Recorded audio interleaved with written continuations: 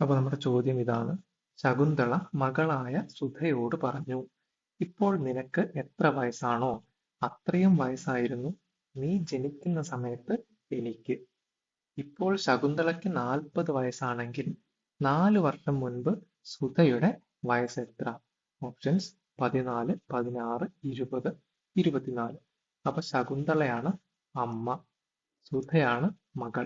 എന്നിട്ട് ആ സുധയോട്, മകള് ആയിട്ടുള്ള സുധയോട് ശകുന്തള പറഞ്ഞത് എന്താണ്?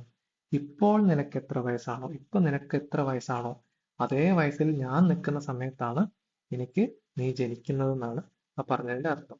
ഓക്കെ, അപ്പൊ രണ്ട് കേസ് ഉണ്ട്. ഇപ്പോൾ ഇപ്പോൾ എത്രയാണ്? ശകുന്തളയ്ക്ക് ഒരു വയസ്സുണ്ട്, എത്രയാണ്?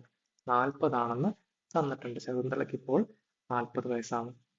സുധയ്ക്ക് ഇപ്പോൾ എത്രയാണെന്ന് നമുക്ക് അറിയില്ല, അത് നമുക്ക് എക്സ് ആയിട്ട് എടുക്കാം. ഇനി അടുത്ത കേസ് എന്താണ്? സുധ ജനിക്കുന്ന സമയത്ത്, നീ ജനിക്കുന്ന സമയത്ത് എന്ന് പറഞ്ഞാൽ സുധ ജനിക്കുന്ന സമയത്ത്, സുധയുടെ ജനന സമയം. ആ സമയത്ത് ഒരു കാര്യം ഉറപ്പാണ്, സുധയ്ക്ക് വയസ്സ് എത്രയാണ്?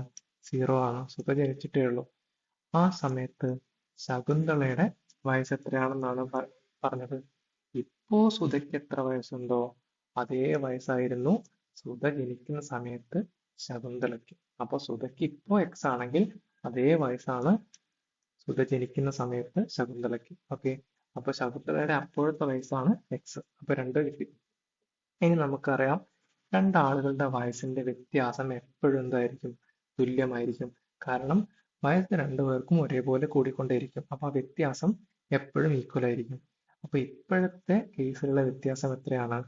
40 അമ്മയ്ക്ക് മൈനസ് എക്സ് മകൾക്ക്. അപ്പൊ അവരുടെ വ്യത്യാസം 40 മൈനസ് എക്സ്. പിന്നെ ഈ ജനിക്കുന്ന സമയത്തുള്ള വ്യത്യാസം എന്തായിരിക്കും? X minus 0. മകൾക്ക് വയസ്സില്ല, അപ്പൊ എക്സ് മൈനസ് 0 എന്ന് പറഞ്ഞാൽ എക്സ് ആണ്. പക്ഷെ ആ വ്യത്യാസം എപ്പോഴും തുല്യമായിരിക്കും. അതുകൊണ്ട് ഇത് രണ്ടും ഈക്വൽ ആണ് നമുക്ക് എഴുതാം. അപ്പോ 40 minus X equal to X എന്ന് എഴുതാം. ഇനി മൈനസ് എക്സിനെ ഇപ്പുറത്തേക്ക് കൊണ്ടുപോയാൽ പ്ലസ് എക്സ് ആയിട്ട് മാറും. അപ്പൊ 40 equal to X plus X 2x.